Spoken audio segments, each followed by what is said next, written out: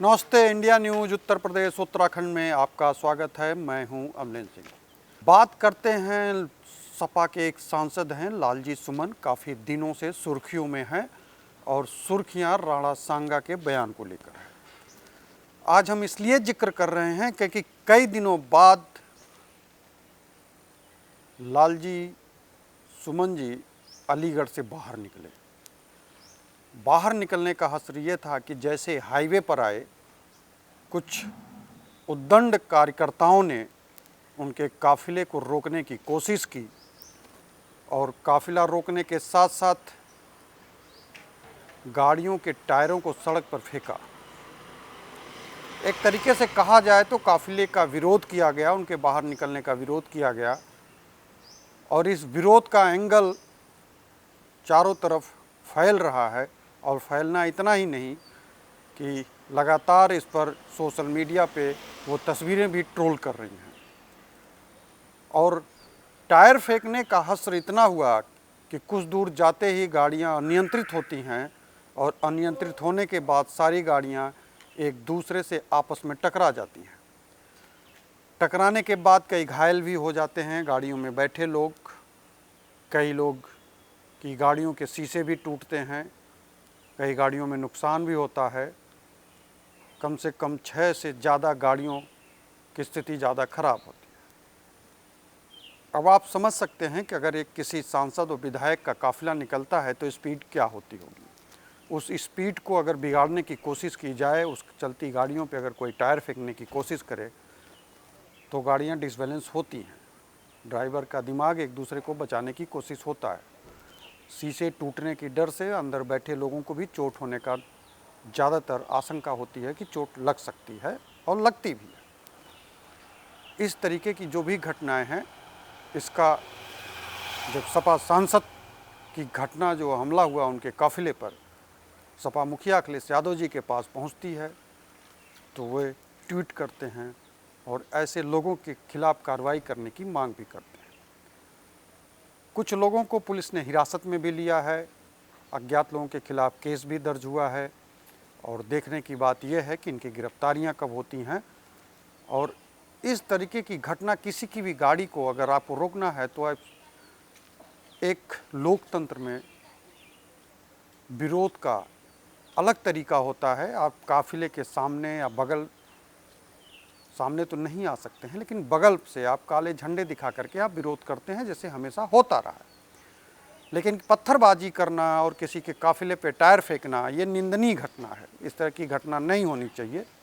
ऐसे कार्यकर्ताओं को हिरासत में लेकर उन्हें सख्त कार्रवाई करनी चाहिए। ऐसा अखिलेश यादव ने भी डिमांड की है कि ऐसे लोगों को चिन्हित किया जाए, ये हैं कौन और किसके लिए काम करते हैं।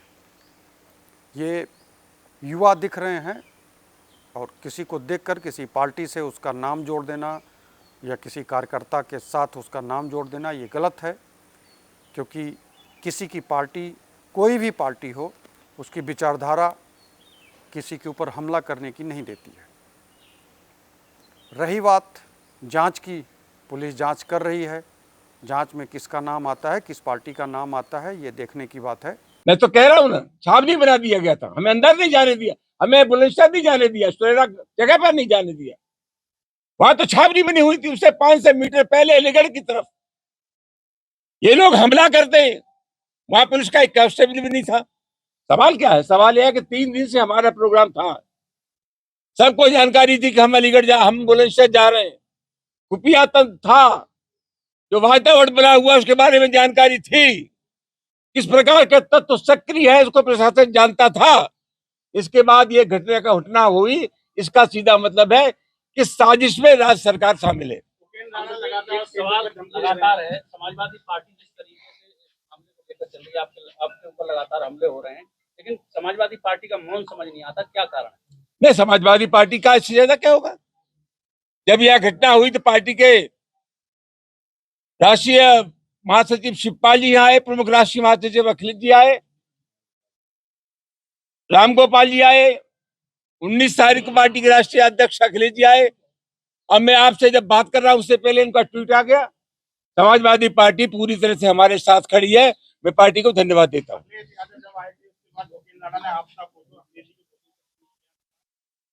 रोए थे, अखिलेश यादव भी रोएंगे, क्या मतलब चुनौती है उनको भी?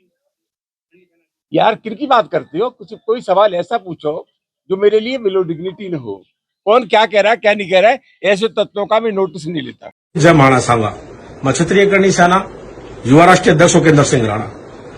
अभी आपको पता लगा होगा कि जो अलीगढ़ के गवाना टोल पर जो सांसद सपा के सांसद सुमन पर जो हमला हुआ है, वह हमला हमारे करणी सैनिक क्षत्रिय करणी सेना परिवार के लोगों के द्वारा, हमारे भाइयों के द्वारा किया गया है। हम इस हमले की पूरी जिम्मेदारी लेते हैं, लेकिन दुख इस बात का है मुझे कि वह फिर बच गया, क्योंकि सिर्फ कुछ गाड़ियां ही टूट पाई हैं और क्योंकि प्रशासन उसको बार बार बचा लेता। आज फिर प्रशासन ने बचा लिया उसको। मैं उत्तर प्रदेश सरकार और प्रशासन से निवेदन करता हूं कि आप इसको बार बार ना बचाएं, क्योंकि इस व्यक्ति ने, आप सबको पता है, इसने हमारे किसी एक समाज को नहीं, किसी एक बहुत बड़े एक महापुरुष और समस्त हिंदुओं को गद्दार बोला है। तो ये देश जो है ये सनातनियों का है, हिंदुओं का है। अगर कोई व्यक्ति नेता अगर हमें गद्दार बोलता है, पूरे धर्म के लोगों को, तो ऐसे लोगों का बचाव, उनकी सुरक्षा नहीं होनी चाहिए थी। शर्म की बात है कि ऐसे लोगों को आप सुरक्षा दे रही हैं, नहीं मिलनी चाहिए थी। लेकिन आज जो है कि 2-4-5 गाड़ियां ही टूटी हैं। अगली बार, क्योंकि हमें पता ही नहीं था कि ये यहां से निकलेगा, अभी कुछ मिनटों पहले ही पता लगा, 20-25 मिनट पहले कि वो वहां से निकल रहा है, तभी तुरंत टीम एक्टिव कर दी गई थी।